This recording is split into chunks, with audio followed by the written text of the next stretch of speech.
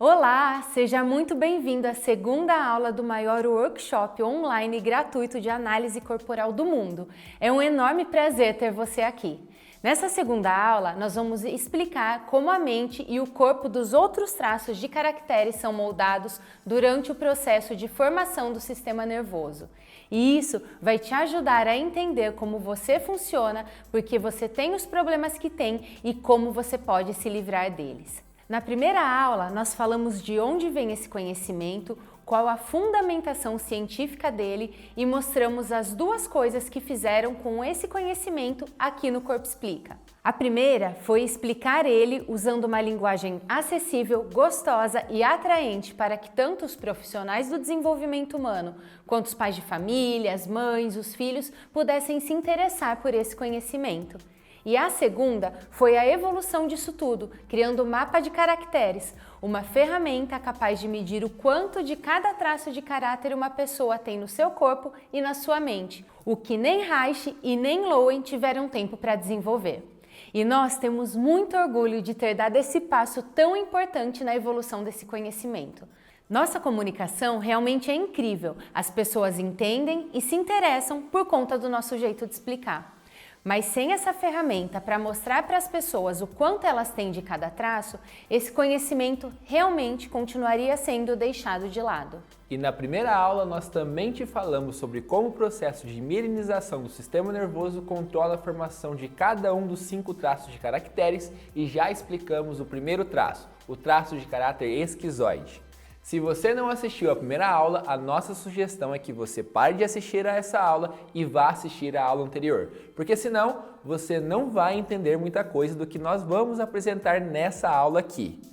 Aproveite e baixe a apostila de acompanhamento que nós preparamos para você e pegue o presente que nós te enviamos por e-mail, que é a gravação de uma análise corporal feita em uma das nossas turmas de formação online. Essa análise é exclusiva para alunos e nós te mandamos de presente por e-mail. Se por um acaso você não recebeu ou não encontrou, é só mandar um e-mail para suporte@corpoexplica.com.br que nós vamos te responder com o link do seu presente. Mas se você já assistiu a primeira aula, pega a sua apostila ou papel e caneta e vamos para a explicação dos outros 4 traços de caracteres. Só que antes de explicar os outros traços, eu preciso agradecer os comentários e as mensagens que vocês enviaram. É muito importante para mim. Tá bom, vai lá. Nós trabalhamos com pessoas, mas a gente trabalha pela internet. Eu tô aqui falando com uma câmera agora. O que realmente dá pra gente a percepção do quanto esse conteúdo está alcançando e ajudando pessoas como você são os comentários que vocês mandam pra gente. Então, muito obrigada por cada mensagem que vocês enviaram. Nós recebemos muitas mensagens, muitos pedidos de ajuda, muitos agradecimentos, muitos depoimentos de pessoas que já nos seguem nas redes sociais e muitas dúvidas também. Algumas dúvidas nós vamos criar conteúdo extra e mandar para vocês por e-mail. E muitas outras nós vamos responder ao vivo no nosso encontro online, que vai ser para tirar dúvidas e fazer uma análise ao vivo na próxima segunda-feira, às 20 horas, horário de Brasília. Então marque na sua agenda e se programe para não perder esse encontro. Só que tem uma dúvida que eu acho que compensa responder nessa aula, porque com certeza é a dúvida de muitas outras pessoas. A pergunta foi a seguinte: qual a diferença entre o corpo explica e o corpo fala? Essa pergunta é interessante e ela é até muito comum, até porque os nomes são parecidos e muitas pessoas do desenvolvimento humano que nos acompanham geralmente vêm da PNL, da programação neurolinguística. Mas vamos lá, respondendo de forma bem objetiva. O corpo fala, as linguagens do corpo ou as linguagens silenciosas vão trabalhar questões baseadas no comportamento da pessoa, no que ela está fazendo enquanto se expressa. Se ela olha para um lado ou se ela olha para o outro, se ela cruza os braços, franze a testa, se ela mexe os ombros ou se ela toca enquanto fala. É uma leitura dos gestos e comportamentos da pessoa naquele momento. E é uma leitura que também funciona, mas ela é feita de uma forma diferente e tem uma proposta totalmente diferente do que nós fazemos. Enquanto essa leitura vai decifrar os gestos, as expressões e o comportamento da pessoa naquele momento, a análise que nós fazemos vai ser muito mais profunda e muito mais ampla, porque ela vai explicar como a pessoa funciona na vida e como ela pode acessar e usar os recursos que ela tem na mente e no corpo dela, para superar as adversidades do dia a dia e ter uma vida muito melhor. São duas coisas bem diferentes, entende? Uma vai ler como a pessoa está se comportando naquele momento específico, a outra vai analisar como a pessoa funciona na vida. E a nossa análise não é feita com base nos gestos, a nossa análise é feita com base no formato físico, na estrutura do corpo. Se ele é mais duro ou mais mole, se ele é mais arredondado ou mais quadrado, nós vamos olhar o formato do corpo e, independente dos gestos, nós vamos entender como a mente da pessoa funciona. Entendeu? E tem uma coisa que, se você não se perguntou ainda, quando você conhecer todos os traços, você vai acabar se perguntando: como que você vai descobrir quanto de cada traço de caráter você tem? Mas isso nós vamos te mostrar na próxima aula. Agora é hora de botar a mão na massa e partir para a explicação do traço de caráter oral, que é o segundo que se forma. Lembra da estrutura que nós estamos usando para conhecer cada um dos traços de caracteres? Momento, dor, recurso e formato. Vamos seguir usando essa estrutura. O primeiro traço que se forma é o traço de caráter esquizoide, que se forma durante a gestação, o parto e o primeiro mês de vida. Quando passa essa fase, o bebê continua crescendo e a mielinização do sistema nervoso continua avançando, lembrando que ela começa no cérebro e vai descendo pela medula. E depois do parto, qual momento a criança vive? Todos nós passamos por essa fase logo após a gestação e o parto, que é a fase da amamentação. E é nesse momento que o traço de caráter oral se forma. A mielinização já avançou, desceu um pouco mais até a região da coluna cervical, proporcionando novas sinapses pelas ramificações nervosas dessa região.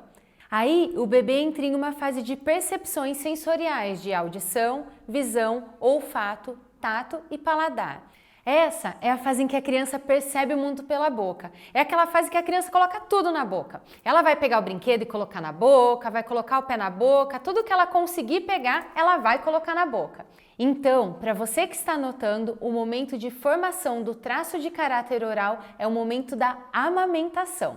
E seguindo a nossa estrutura de momento, dor, recurso e formato, qual é então a dor do traço de caráter oral? A dor existencial que molda a mente e o corpo do traço de caráter oral é a dor do abandono. E é muito importante que você lembre do alinhamento que nós fizemos na aula anterior. Nós não estamos falando aqui da intenção da mãe, estamos falando de como o sistema nervoso do bebê registrou essa interação com o mundo. E sempre que a gente fala da dor do esquizoide e da dor do oral, é comum algumas pessoas terem dificuldade para entender a diferença entre a dor da rejeição e a dor do abandono. Para ficar claro para todo mundo, a rejeição é o medo de não ser aceito. É quando eu olho para você, por exemplo, e digo que não te quero. Eu estou te rejeitando. O abandono é diferente. Primeiro eu te quis, depois eu te larguei. Te deixei, não te quis mais. Então, nesse momento, eu estou te abandonando. Essa é a diferença da rejeição e do abandono.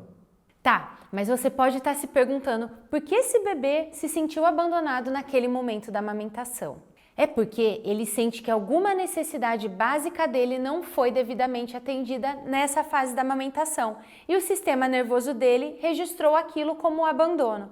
Porque olha só, quando o mundo do esquizoide estava ruim lá no útero, ele não tinha o que fazer senão jogar toda a energia para a cabeça e se abstrair daquela realidade. Mas agora na fase oral, esse bebê tem outras opções quando tem alguma coisa incomodando ele.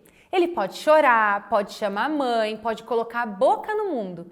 E como ele está cheio de novas percepções sensoriais, porque o sistema nervoso se mielinizou mais um pouco, agora esse bebê também tem várias necessidades novas. Ele sente fome, ele sente frio, sente dor, ele sente sono. E quando uma dessas necessidades não é devidamente atendida, ele se sente abandonado. E preste bastante atenção nessa palavra, devidamente. Não quer dizer que essa necessidade não tenha sido atendida, quer dizer que ela não foi devidamente atendida. Pode ser que ela tenha sido atendida demais ou tenha sido atendida de menos. Bem observado, Tiago. Na fase da amamentação, é muito comum a mãe colocar o peito, a mamadeira ou a chupeta na boca da criança sempre que ela chora. A criança está chorando de dor, ela ganha um peito. Está chorando porque fez cocô, ela ganha uma mamadeira. Está chorando sei lá porque a etiqueta do macacão está incomodando, ela ganha uma chupeta. Ela ganhou alguma coisa na boca, mas a principal necessidade dela não foi atendida naquele momento. Não foi devidamente atendida e ela se sente abandonada, mesmo com esse excesso de coisa na boca. Ela estava sofrendo por um motivo que não era necessariamente fome, só que em vez de ter a necessidade dela devidamente atendida, ela ganha uma chupeta, um peito ou uma mamadeira. E ela tenta se preencher com aquilo e não consegue. Por quê? Porque a necessidade dela era outra. A criança mama, mama, mama e aquele desconforto não vai embora, por mais que ela mame. Pode acontecer o contrário também, de a criança chorar, a mãe lá no berço dar mamadeira e largar a criança lá. Se coloque no lugar dessa criança. Tem alguma coisa ruim acontecendo contigo e aí você ganha alguma coisa na boca, justamente na fase em que você tenta resolver tudo com a boca. Só que, por mais que você mame, aquilo não resolve o seu problema. Ou o contrário, você está chorando por algum motivo, chamando a sua mãe e de repente ela aparece, coloca alguma coisa na sua boca e some de lá. E lembra que eu falei da necessidade de não ser devidamente atendida? A criança está na fase da amamentação, com um monte de sensações, de percepções sensoriais nessa região do corpo. E quando ela chora, ou ela é sufocada com coisas na boca e a necessidade principal não é atendida, ou ela recebe algo na boca, mas fica lá sozinha, abandonada. Essa diferença, se foi de mais ou de menos, se foi em excesso ou se faltou, vai refletir tanto na mente quanto no corpo. É o que tecnicamente nós chamamos de oral do excesso e oral da falta. Um que mamou demais e o outro que mamou de menos. Se você olhar para a Suzana, por exemplo, você vai saber que ela mamou demais. É verdade, eu tenho muita oralidade, porque no meu caso eu mamei demais. Para você ter uma ideia, eu mamei até os 5 anos de idade. Muitas vezes eu recebia na boca o que não era realmente o que eu estava precisando e mesmo sendo muito, não me preenchia e eu me sentia muito abandonada. Mas como nós falamos, toda dor que molda o traço de caráter também traz recursos para ele. E o recurso do oral é a capacidade que ele desenvolve para se comunicar, se conectar e sentir. Para garantir que suas necessidades sejam atendidas, o oral desenvolve uma habilidade incrível de se comunicar, de falar e de se conectar com as pessoas com muito sentimento. São pessoas extremamente sentimentais.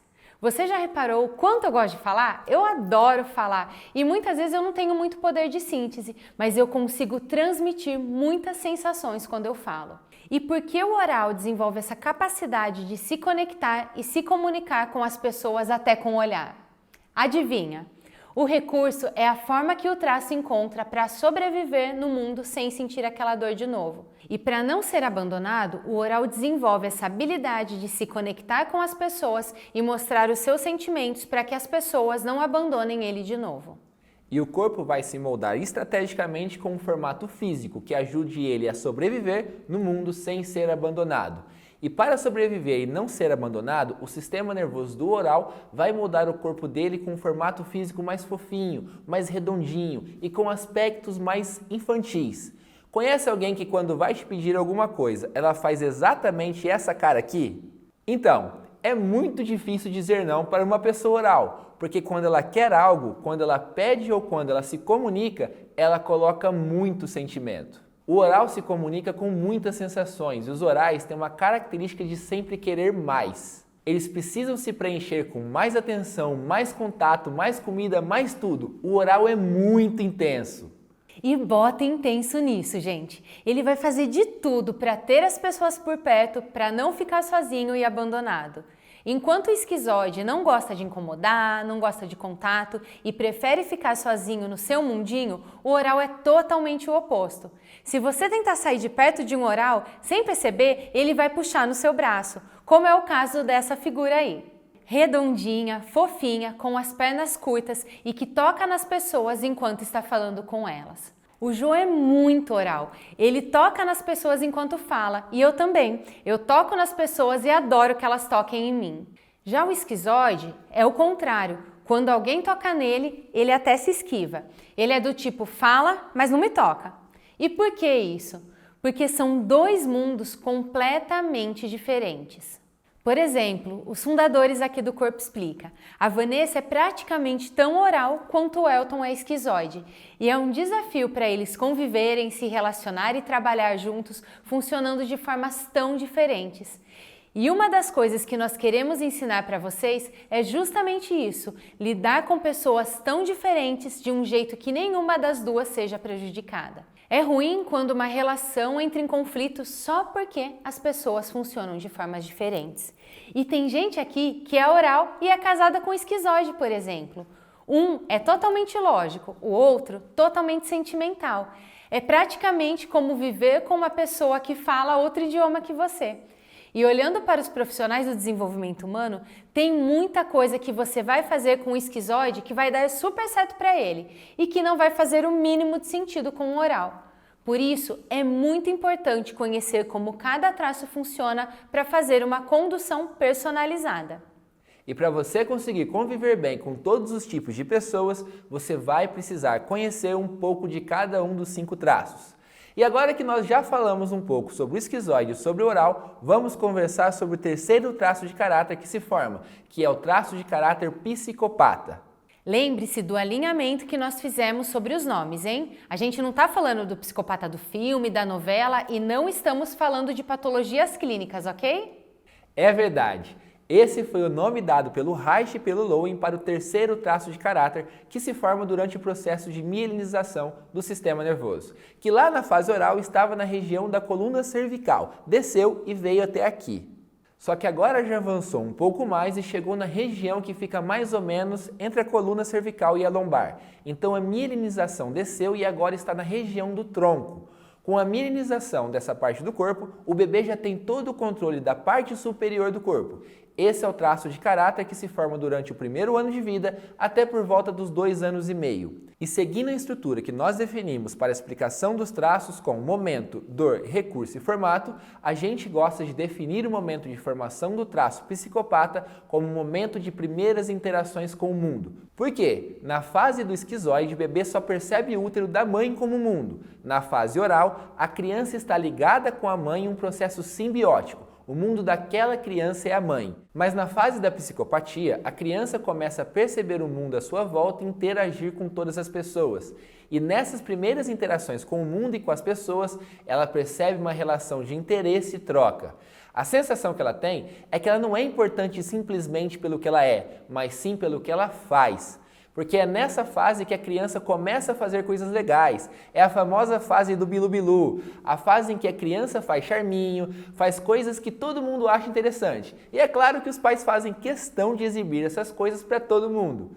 Só que essa criança sente que ela só é importante, só tem valor e só ganha a atenção dos pais e das outras pessoas quando ela faz o que as outras pessoas querem que ela faça. Isso faz com que ela se sinta usada, manipulada e essa é a dor do traço de caráter psicopata, a dor da manipulação. Ela sente que se ela não fizer nada, ninguém vai dar valor para o que ela é. E como o nosso sistema nervoso é programado para sobreviver, essa criança desenvolve uma tremenda habilidade de articular e de convencer os outros. Lembra que a dor que molda o traço de caráter também gera nele um recurso? Então, o recurso do psicopata é justamente a capacidade de liderar, de negociar e de manipular coisas, situações e pessoas. E não considere manipular como algo ruim ou como algo do mal. Não existe traço de caráter do mal e nem traço de caráter do bem. Todos podem gerar pessoas muito boas ou pessoas péssimas. A diferença é se a pessoa está vivendo na dor ou no recurso dos seus traços de caracteres. E essa criança começou a se articular para conseguir tudo o que ela queria. O recurso do psicopata é a articulação. Ela negocia com o pai para conseguir o colo da mãe. Ela negocia com a mãe para conseguir um pirulito. Ela interage com o mundo e com as pessoas negociando. Por isso os psicopatas são líderes e vendedores fenomenais. Eles têm uma mente extremamente articulada. Eles veem a vida, as pessoas e as coisas, tudo como peças de um jogo de xadrez. Esse é o formato da mente do traço de caráter psicopata, uma mente que articula e planeja. Mas qual será o formato do corpo do psicopata? Lembra do ponto em que está a mielinização do sistema nervoso nesse momento? Na região da coluna torácica, no tronco. Nessa fase, a criança já tem muito mais controle da parte superior do corpo. Por isso, ela tem mais energia na parte de cima do corpo do que na parte de baixo. Muita energia em cima e pouca energia embaixo. Que formato é esse que é grande em cima e pequeno embaixo? É o formato de um triângulo invertido. Um triângulo de cabeça para baixo, grande em cima e pequeno embaixo, como se fosse um funil. Os psicopatas têm muitos aspectos triangulares no corpo, na cabeça, no tronco e nas pernas. O queixo vai ser pontudo, os ombros vão ser mais largos que o quadril e o olhar dele vai ser extremamente compenetrante. E tem uma coisa muito interessante, muito presente no traço de caráter psicopata, que é o sorrisinho torto. Pensando no triângulo invertido, fica mais fácil entender porque tem gente que quando malha fica forte em cima, mas as pernas ficam finas. Ou quando as pessoas são mais gordinhas, são maiores só em cima também. Exatamente como essa pessoa. É claro que os exemplos que nós estamos trazendo e mostrando para você são exemplos de pessoas que, assim como eu, a Suzana, você e todas as pessoas que você conhece têm todos os traços juntos, um pouco de cada. Mas no caso do Faustão, um dos principais traços de caráter dele, com certeza, é o traço psicopata. Ele é bem maior em cima do que embaixo, diferente do Jô Soares, que é todo redondinho. E o legal de entender tudo que o corpo explica é que você consegue entender a diferença entre a mente de uma pessoa que tem o corpo como o do Jô e a mente de uma pessoa que tem o corpo como o do Faustão. Nas relações, nos negócios, no amor, na vida, são pessoas bem diferentes.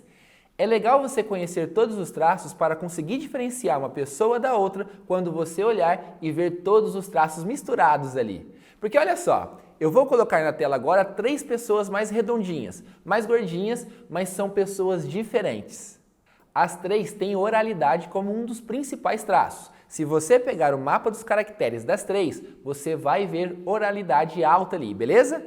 Mas olha que interessante, dos 3, o que tem mais oralidade é o Jô. Ele tem um aspecto mais arredondado, mais presente e mais visível. No Faustão, dá para perceber a oralidade, o arredondamento e, ao mesmo tempo, também dá para perceber o aspecto triangular da psicopatia.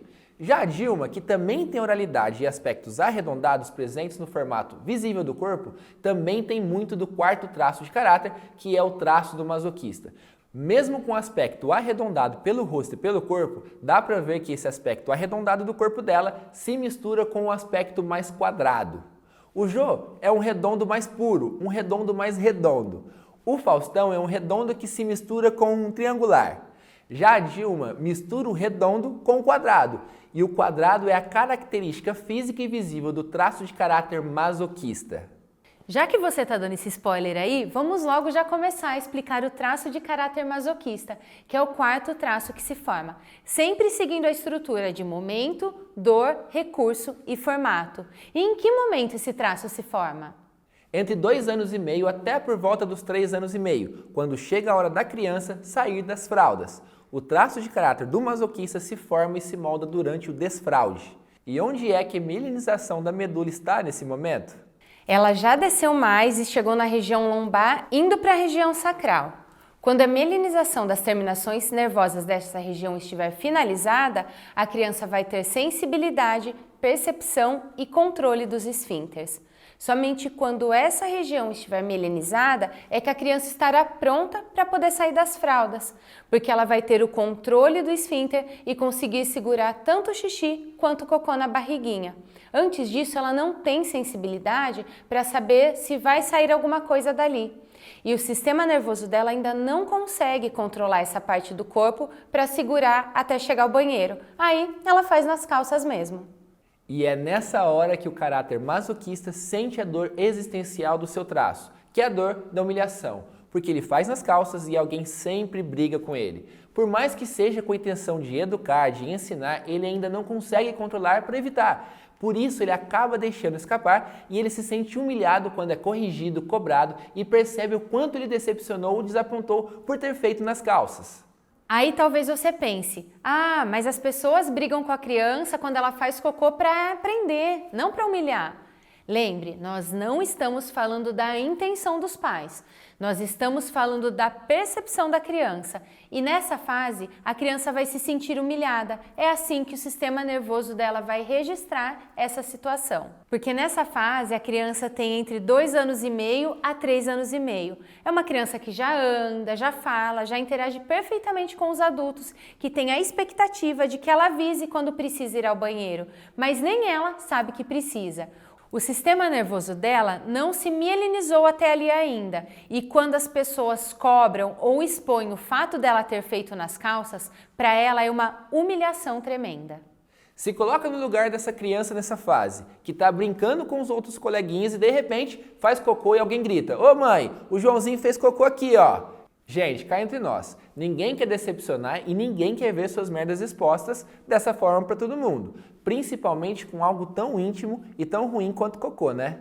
E nessa situação, esse sistema nervoso que está se sentindo humilhado pelo mundo precisa criar um plano para sobreviver sem ser humilhado, mas ele ainda não tem as ramificações nervosas mielinizadas para controlar o esfíncter anal, para segurar o cocô e evitar essa humilhação.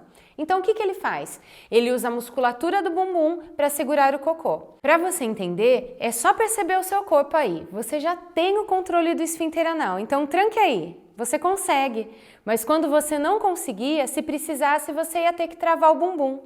Tente travar só o bumbum agora. É exatamente isso que o masoquista faz para segurar o cocô. Como ele não controla o esfíncter, ele tranca a musculatura do bumbum. E é isso que dá o formato do corpo que ele tem hoje. O corpo do masoquista vai ser um corpo com um aspecto mais quadrado, com a musculatura muito mais tensa, é um corpo muito mais travado, mais trancado. Sabe aquelas pessoas que têm um bumbum mais batidinho, mais amassado? São as pessoas com um traço de caráter masoquista mais alto. Elas se esforçam tanto para trancar o bumbum que toda a musculatura fica tensa. E como elas se esforçam muito, ela faz tanta força para trancar o bumbum que a barriga se projeta para frente e os pés se abrem, como o famoso 10 para as 2 ou o pé de pinguim. É legal falar do formato do corpo do masoquista com mais detalhes antes do recurso dele, porque isso vai te ajudar a entender melhor a relação entre o formato do corpo e o recurso desse traço. O masoquista tem o formato quadrado presente e visível por todo o corpo. A cabeça vai ser mais quadrada, a cintura quadrada, os braços e pernas quadrados. Ele é todo quadrado e quando você olha para ele, você tem a sensação de que está diante de uma panela de pressão que está suportando um monte de coisa e está sempre a um passo de explodir. E se o sistema nervoso dele teve que projetar um corpo para segurar, suportar dentro dele o que faria ele se sentir humilhado se deixasse sair, qual que é o recurso que a mente desenvolveu para ajudar o corpo a ser tão forte? Justamente a capacidade de suportar coisas difíceis. O masoquista tem uma mente e um corpo programado para suportar e lidar com coisas difíceis. Até a pele dele vai ser mais dura, mais casca grossa. São pessoas extremamente fortes, porém são pessoas mais lentas. Elas funcionam mais com método do que com improviso. Na verdade, elas não funcionam bem com improviso. Elas estão programadas para evitar merda. Por isso, elas funcionam muito bem com scripts, com métodos, com processos e passo a passo. São pessoas extremamente detalhistas no agir. Já no que diz respeito a sentimentos, os masoquistas são verdadeiros cofres. Para eles se abrirem e falarem do que tem dentro deles é muito difícil. Eles precisam estar em um ambiente muito seguro para falar dos seus sentimentos, medos e das próprias dificuldades.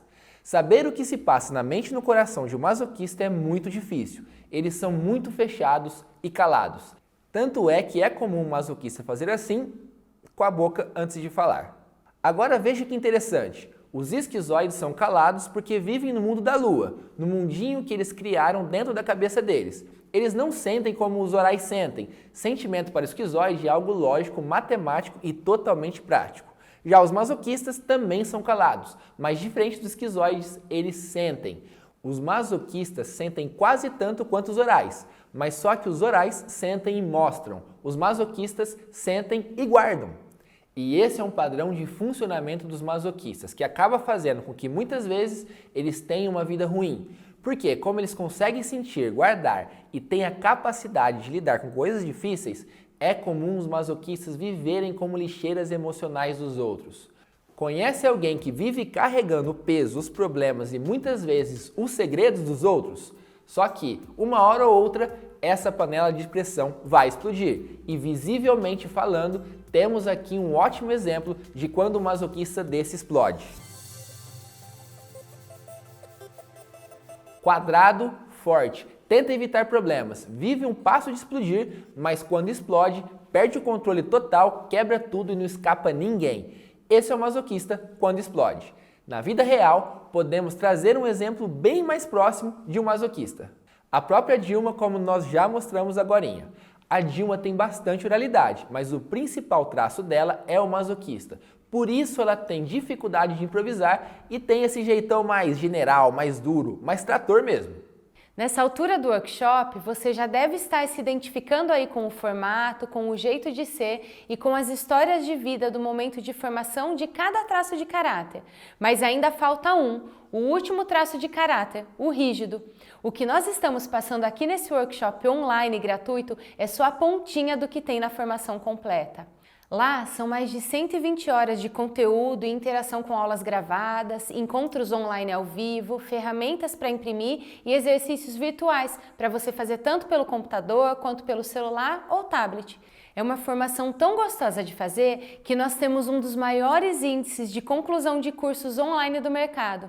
Nossos alunos realmente começam e terminam o curso. Alguns assistem mais de uma vez, porque é um conteúdo muito gostoso e na medida em que você vai começar a aplicar ele na sua vida pessoal, no seu trabalho ou nos seus atendimentos, para quem atua com pessoas, os resultados começam a aparecer imediatamente. E aqui eu quero aproveitar para responder a pergunta do Rodrigo. Mesmo que eu não seja um profissional tipo psicólogo, coach, terapeuta, eu posso aplicar isso para minha vida? Só para mim? Pode sim, Rodrigo. Na aula anterior, nós falamos que esse conhecimento pode ser aplicado com objetivo pessoal ou também com objetivo profissional. Nessa aula, nós apresentamos mais 3 traços de caracteres e na próxima aula nós vamos falar do impacto que esse conhecimento vai causar na vida de todas as pessoas em poucos anos, tanto sob o ponto de vista pessoal, no dia a dia, em casa, com o marido, com a esposa e com os filhos, quanto na vida profissional das pessoas. E quando eu falo na vida profissional, eu estou falando tanto das pessoas que vão usar esse conhecimento no trabalho, quanto das pessoas que vão trabalhar diretamente com isso. Quer ver um exemplo de como esse conhecimento muda a forma como as pessoas trabalham, mesmo se elas não estiverem atendendo com finalidade terapêutica? Tem uma aluna nossa, a Ingrid Martins, lá de Belo Horizonte, que é fotógrafa. Ela começou a seguir a gente nas redes sociais, começou a aplicar o conhecimento no casamento dela, na casa e depois fez a formação para levar o conhecimento para atender melhor as mães que ela fotografa no estúdio e inclusive para vender mais. Sabe por quê? Quando a mãe chega para conversar com ela, pelo formato do corpo daquela mulher, ela já sabe se ela é mais esquizoide, se ela é mais oral ou se ela é mais rígida. E ela aborda a pessoa do jeito que ela vai se sentir melhor.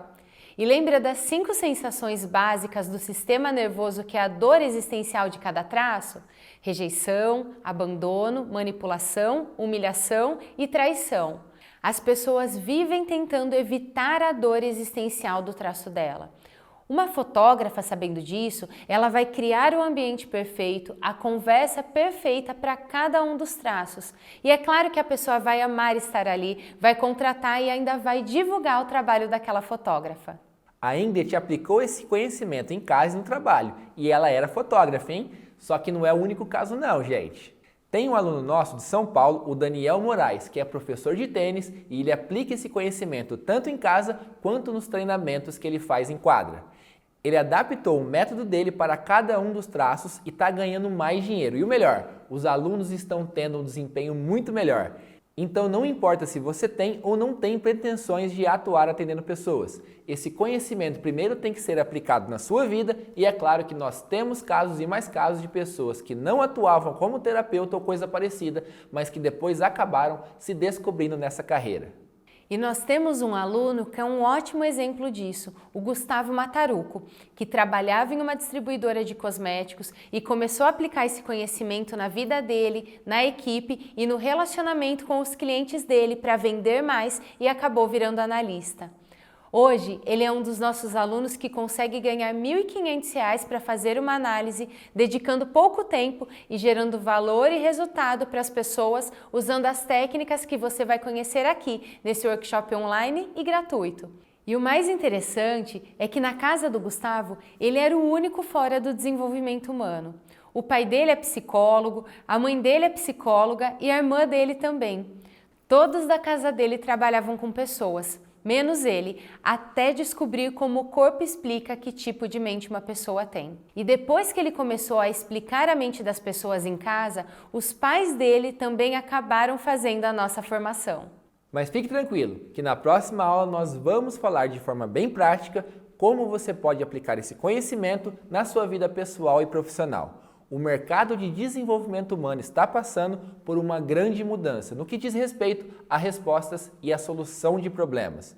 As pessoas estão começando a resolver sozinhas problemas que antes elas buscavam ajuda de psicólogos, coaches e terapeutas. E isso está fazendo com que os profissionais do desenvolvimento humano ofereçam atendimento com uma proposta e uma abordagem completamente diferente de antes. Cada vez mais os profissionais vão ter que parar de ficar só conversando sobre os problemas. Eles vão ter que dar as respostas que as pessoas precisam de forma definitiva.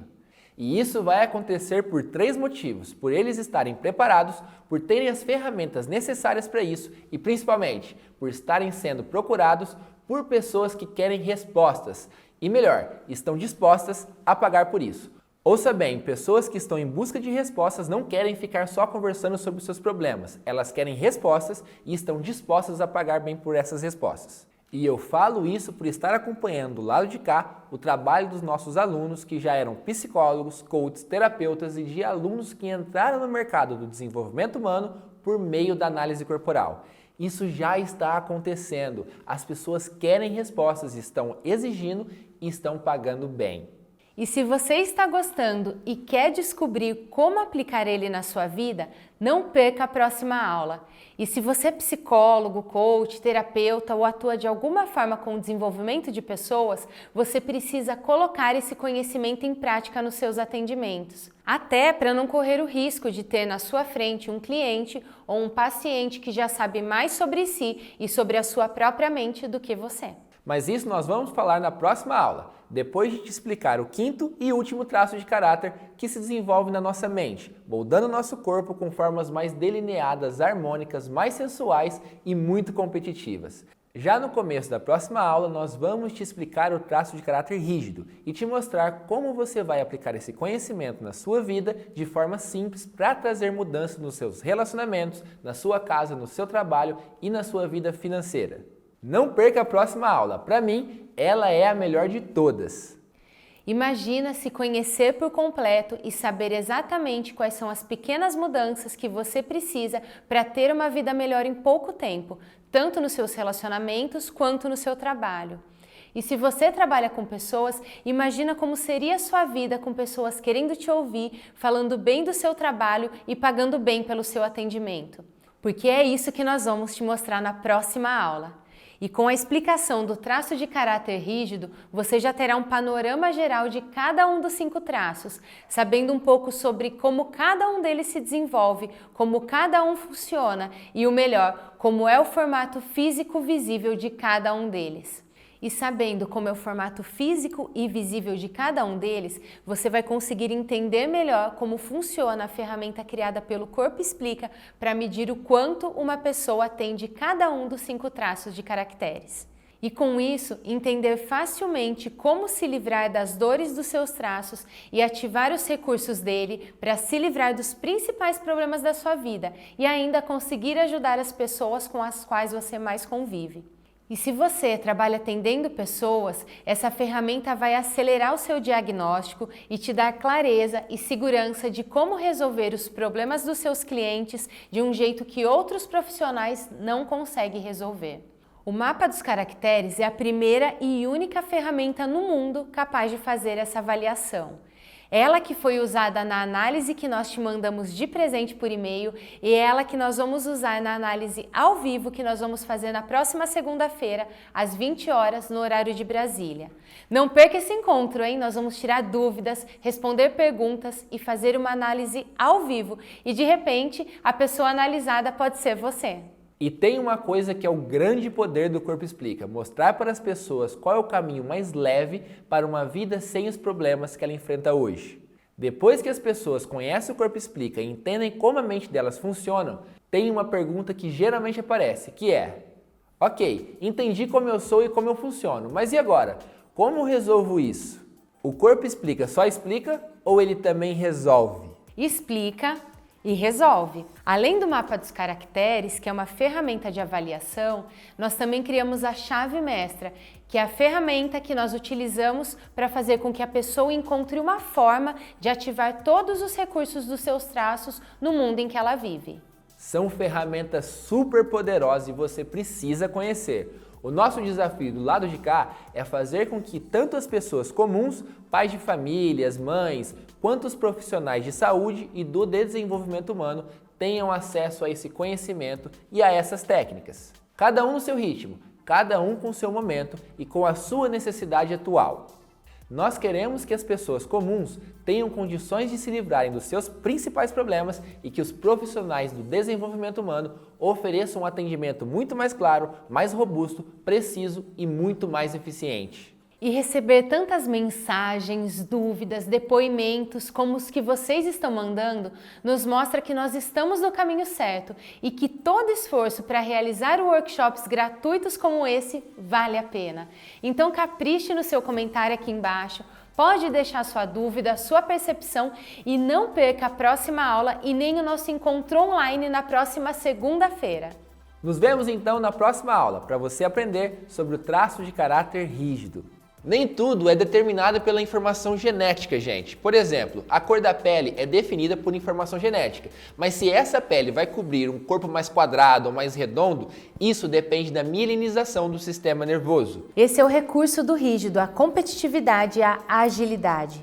Ele não quer mais perder e ele vai tentar ser perfeito para não ser trocado e para não ficar de fora de novo. Os rígidos são pessoas extremamente competitivas e proativas. São pessoas executoras, fortes e ágeis.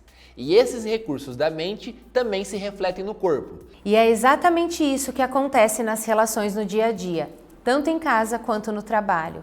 É a mulher que espera a agilidade e espontaneidade do marido masoquista. É o marido que quer que a mulher rígida não seja tão indecisa e ciumenta. Olha aí a sua vida.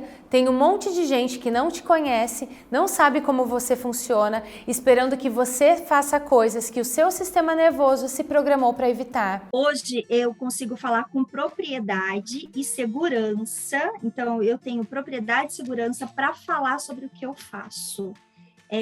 Dizendo assim, vai me ajudar? Vai. Porque antes assim, vai depender. Lógico, tudo depende da pessoa colocar em prática, né? Mas não tem como ela falar que ela não entendeu como ela funciona.